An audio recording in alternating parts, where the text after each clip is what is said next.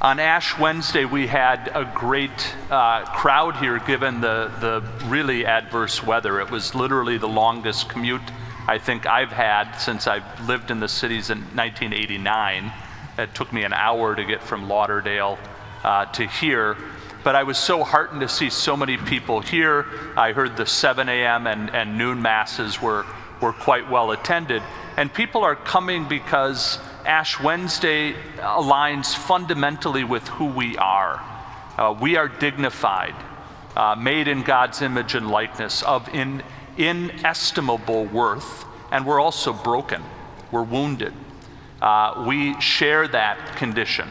It's part of our human nature, and I'll get to that in a minute. And when people come and receive the cross on their foreheads, it testifies to the fact that life is fleeting, that we are dust, we come from the dust, we'll return to the dust, we are of God, and yet we also have souls that are meant to be in deep union with God. And the cross signifies the saving cross of Jesus Christ, through which we experience life. The church lays out prayer, fasting, and almsgiving as a way to deepen our relationship with God. And in all three of these, we are invited to self-transcendence. In prayer, in fasting, right? To live a life of non-attachment. And also in almsgiving, to look around to the needs of our neighbor and enter into communion with them by responding to their need. And this great season of Lent follows the pattern beginning with the desert, and it enters into the upper room on Holy Thursday, the cross and the passion of Jesus Christ on Good Friday, and finally, thankfully, the cross does not end in itself, but on to glory with the risen Christ in Easter.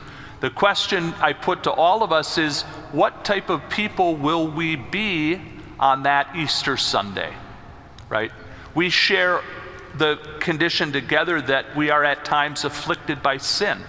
We have the dark corners of our life, those places that need greater light and integrity. And this great season of Lent is a happy time. Why? Because through the discipline of Lent, we become more holy, more like Jesus, more like our loving God. And our nation, our community here, our state, our church needs holier Catholics, holier pastors, holier priests. I think the Pope is a pretty holy guy, but even he would say that he can improve. He goes to confession. And so just that entering into this season is a time for greater light and integrity, to live those teachings of Jesus. The readings today convey the complex reality of the nature of the human person. One of the great gifts of the Catholic tradition is its theological anthropology. Sometimes I get critiqued for being too academic in my homilies. I think we can unpack this in a way that's intelligible for everybody, maybe not 5-year-olds or 6-year-olds, but give me a second here. Theological anthropology, who we are through the light of the gospel, through the light of the church's teaching. And we see it in the gospel today, the fall of man, the fall of humanity.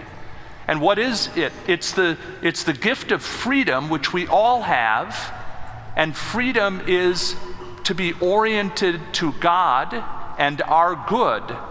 We can't love unless we're free. It's one of the things when a couple comes to get married in the church. We ask the question, are you entering in freely? Because love cannot be compelled. It's a free gift.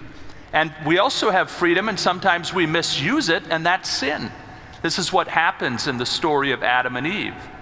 Adam transgresses the law of the Lord, and then sin results in isolation and shame.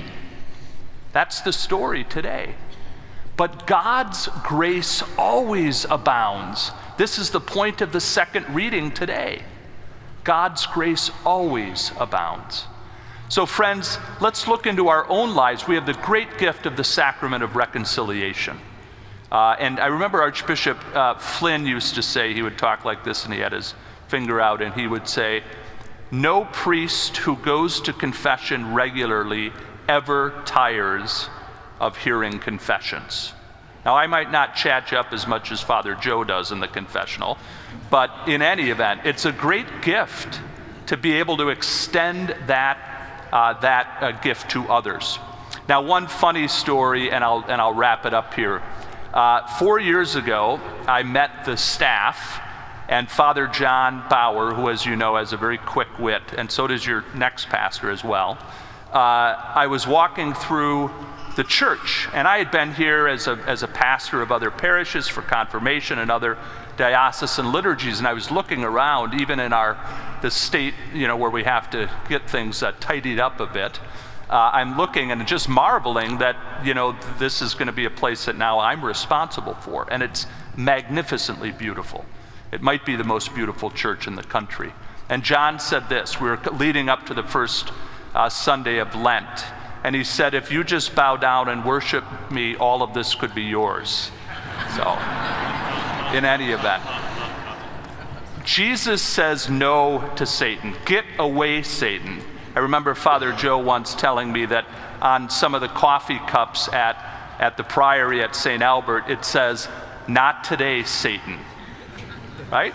C.S. Lewis says the greatest trick that the devil played on humanity is to convince the world that he doesn't exist. Evil does exist. The devil exists. And he's going to seek to tempt us. Not today, Satan. Get away, Satan. What will our lives look like on Easter Sunday?